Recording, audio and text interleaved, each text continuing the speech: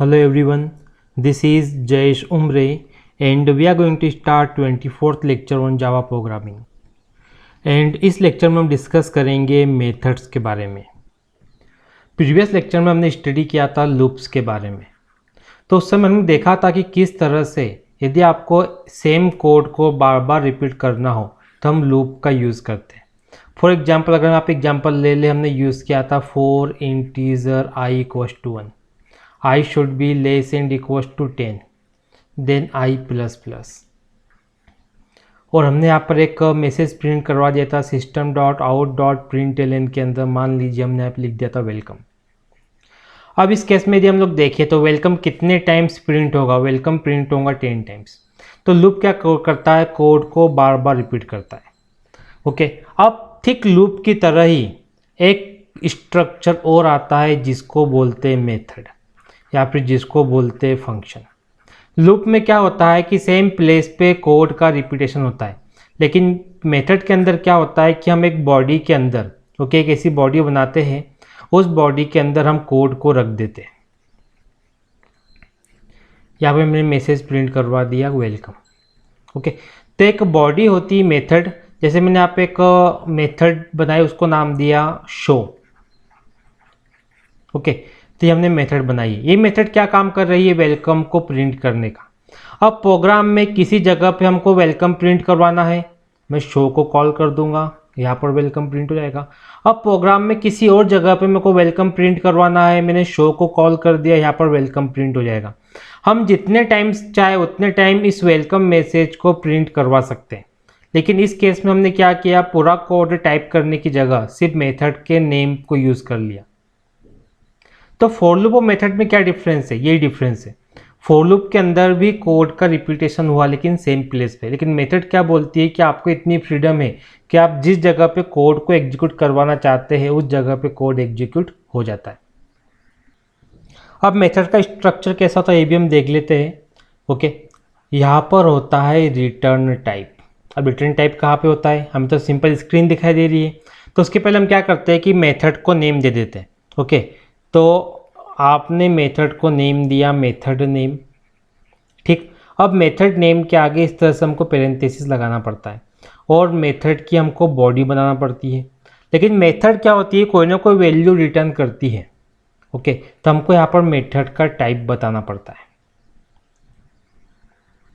वैसे भी हमको धीरे धीरे क्लियर हो जाएगा कि टाइप क्या है, मेथड का नेम क्या है, पेरेंथेसिस क्यों लगा है और यहाँ पे कर्ली ब्रैकेट क्यों लगा है। कई बार आप मेथड के अंदर रिटर्न करके इस तरह से भी देखोगे। ओके, तो एक मेथड का स्ट्रक्चर है। वैसे भी हम प्रोग्राम्स की प्रैक्टिस करेंगे, धीरे धीरे हमको क्लियर हो जाएगा। अभी हम इसको याद करने की कोशिश नहीं करेंगे, हमें कुछ भी रट्टा नहीं मारना है, हमें सिर्फ कॉन्सेप्ट पे ध्यान देना है, तो हमें ऑटोमेटिकली मेथड के बारे में सब कुछ क्लियर हो जाएगा। तो यहाँ पर हम एक क्लास बनाते हैं, क्लास को नेम दे दिया 24। तो क्लास की बॉडी जैसा हम हर प्रोग्राम के अंदर करते हैं। ओके, देन हम यहाँ पे एक मेथड लिखते हैं public static wide main string args।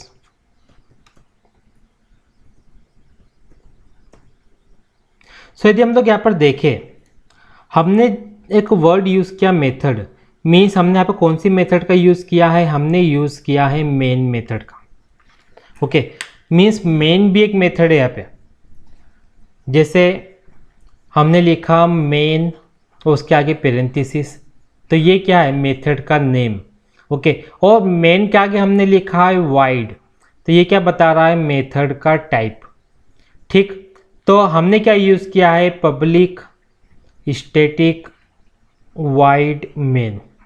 ठीक, तो इसी तरीके से हम लोग क्या करेंगे कि मेथड बनाएंगे, लेकिन उस मेथड का नाम मेन नहीं होगा। हमें इस बात का ध्यान रखना है कि जब भी हम कोई मेथड बनाएंगे जावा प्रोग्रामिंग के अंदर हमारे यूज़ के लिए, जो प्री डिफाइंड नहीं है बल्कि हमने डिफाइन की है, तो हमको मेन नेम देने से बचना है।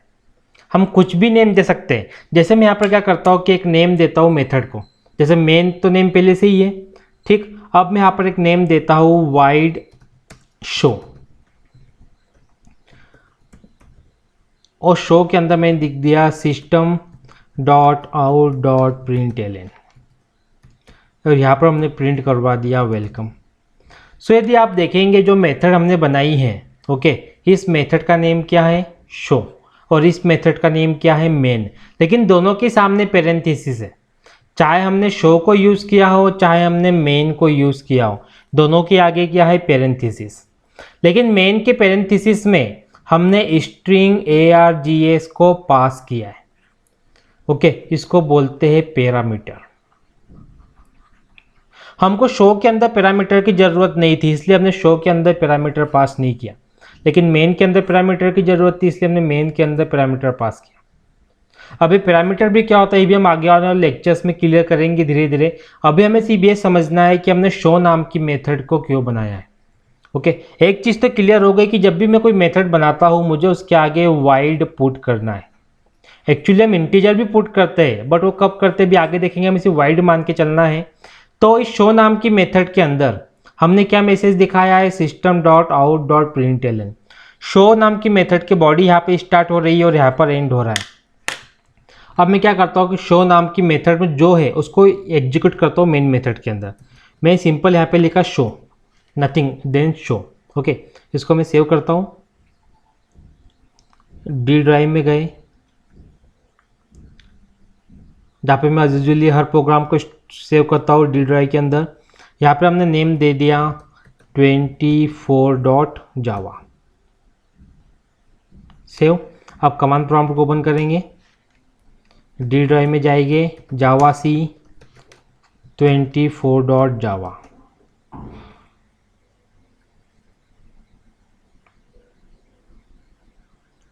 ओके, तो यहाँ पर एक एरर दिखा रहा है, वो देख लेते हैं। अगर हम लोग एरर देखिए, एरर क्या बता रहा है, non static method show okay can not be referenced from a static context show. So फिर इस एरर का सॉल्यूशन क्या है, हम एरर को एक बार फिर देखते हैं। नॉन स्टैटिक मेथड शो कैसी है, नॉन स्टैटिक। कैसे मालूम नॉन स्टैटिक है, शो के आगे हमने ओनली वाइड लिखा है, वाइड के आगे हमने स्टैटिक नहीं लिखा है। अगर मेन मेथड देखें तो मेन के अंदर हम क्या लिखते हैं, पब्लिक स्टैटिक वाइड मेन। मतलब मेन मेथड कैसी है यहाँ पे स्टैटिक, बट शो कैसी है, नॉन स्टैटिक। तो यहाँ पे क्या दिया है, non static method show can not B reference from a static context. हमने देखा था स्टार्टिंग में जब हम पब्लिक स्टैटिक वाइड मेन को स्टडी कर रहे थे कि हम स्टैटिक का यूज़ इसलिए करते हैं ताकि मेन फंक्शन के लिए ऑब्जेक्ट नहीं बनाना पड़े। अभी ऑब्जेक्ट कैसे बनता है हम देख लेते हैं। ऑब्जेक्ट क्या होता है ये भी मैंने क्लियर किया था आपको कि किसी भी क्लास के अंदर ओके किसी भी क्लास में जो भी मेंबर है उन मेंबर्स को एक्सेस करने के लिए ज़रूरत पड़ती है ऑब्जेक्ट की, या सिंपल बोले तो हमको क्लास से परमिशन लेने के लिए ऑब्जेक्ट की ज़रूरत पड़ती है। तो मैं यहाँ पर क्या करता हूँ कि एक ऑब्जेक्ट बनाता हूँ। ऑब्जेक्ट बनाने के लिए हमें कुछ नहीं करना है, हमें क्लास का नेम देना है। पहले 24 मैंने क्लास का नेम दे दिया। अब ऑब्जेक्ट का नेम देना है तो मैं इसको नाम दे देता हूँ TF, ऑब्जेक्ट का नाम इक्वल टू न्यू कीवर्ड का यूज़ करना है, देन 24 का हमने यूज़ किया। अब यहाँ पर यदि हम देखें हमने TF नाम का ऑब्जेक्ट बना लिया है 24 नाम की क्लास के लिए। अब आप देखेंगे 24 तो यहाँ पर भी लिखा है, तो ये एक्चुअली कंस्ट्रक्टर है। ओके हर क्लास में कंस्ट्रक्टर होता है जिसको कि हम आगे डिस्कस करेंगे MCQ स्टडी करने के टाइम। ठीक, तो यहाँ पर क्लास का नेम हमने पुट किया है, यहाँ पर हमने कंस्ट्रक्टर का नेम पुट किया है और यहाँ पर हमने न्यू कीवर्ड का यूज़ किया है। अभी ऑब्जेक्ट कौन है, यहाँ पे TF ऑब्जेक्ट है। अब हम TF की मदद से शो नाम की मेथड को कॉल करेंगे, तो यहाँ पर क्या लिखेंगे TF.show, तो शो नाम की मेथड कॉल होगी। अब मैं इसको सेव करता हूँ। अब अगेन मैं प्रोग्राम कंपाइल करता हूँ, जावा सी 24.java, इजीली कंपाइल हो गया, कोई एरर नहीं। देन जावा 24। अब यदि हम लोग देखें सो हमें यहाँ पर एरर आ रहा है। यदि हम एरर देखिए, एरर क्या बोल रहा है, नो क्लास फाउंड 24। ओके हमें ज़्यादा हेडेक नहीं लेना इस केस में। यदि हम देखें जब हमने प्रोग्राम को रन किया तो रन करने के टाइम मैंने ऐप को स्मॉल लिख दिया है, हमें क्या लिखना था 24, जबकि हमने ऐप को यहाँ पे क्या लिख दिया, स्मॉल कर दिया। हमने इस तरह से मेथड क्लास को कॉल किया स्मॉल ऐप लिख के।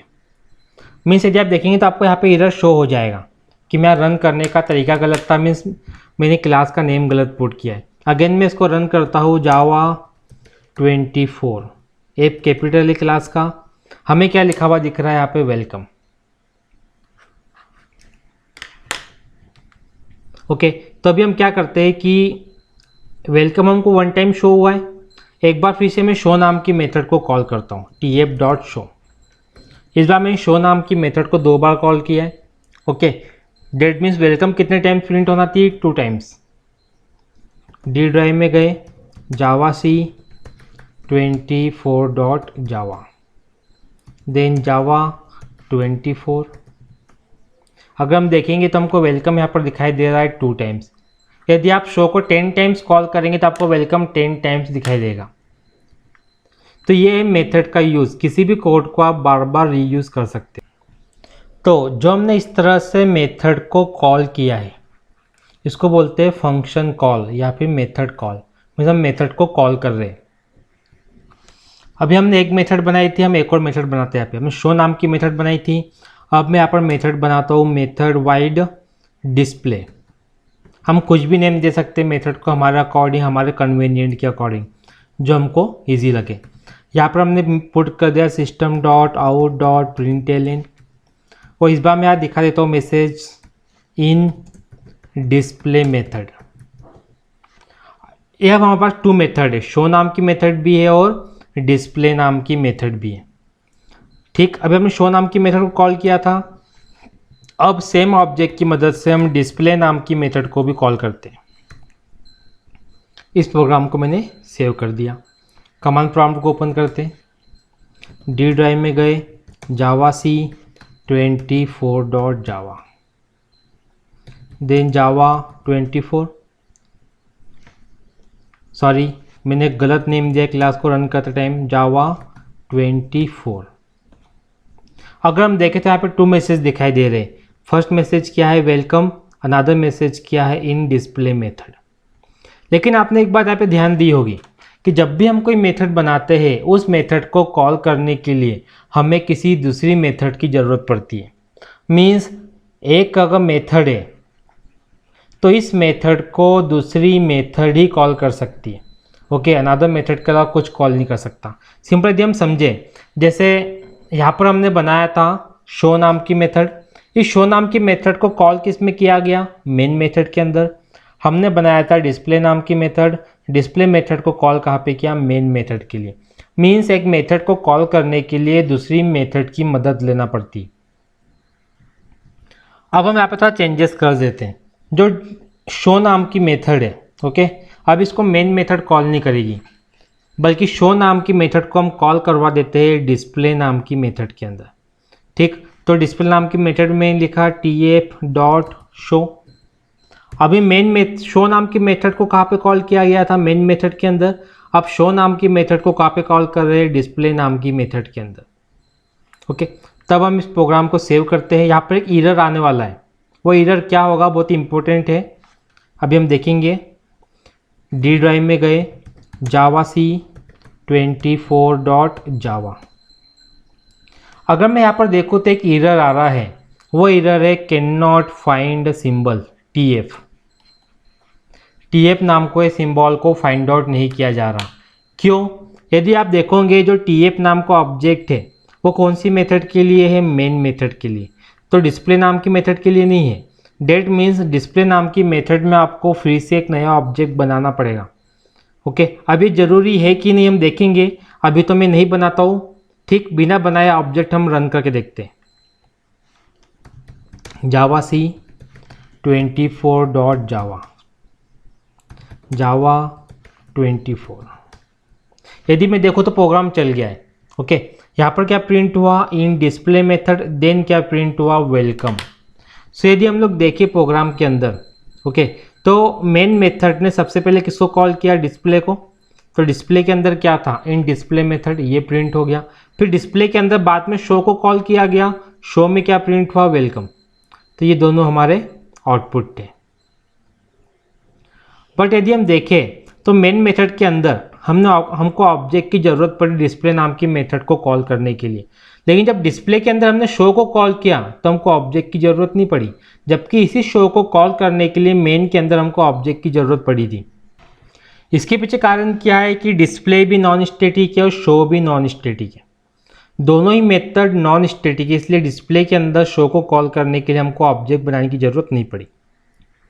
वैसे भी मेथड एंड नहीं हुआ है, हम नेक्स्ट लेक्चर में डिस्कस करेंगे मेथड के बारे में और भी बहुत कुछ, जहाँ पे हमारे डाउट क्लियर हो जाएंगे कि स्टैटिक मेथड को ऑब्जेक्ट की ज़रूरत क्यों पड़ी, नॉन स्टैटिक को ऑब्जेक्ट की ज़रूरत क्यों नहीं पड़ी।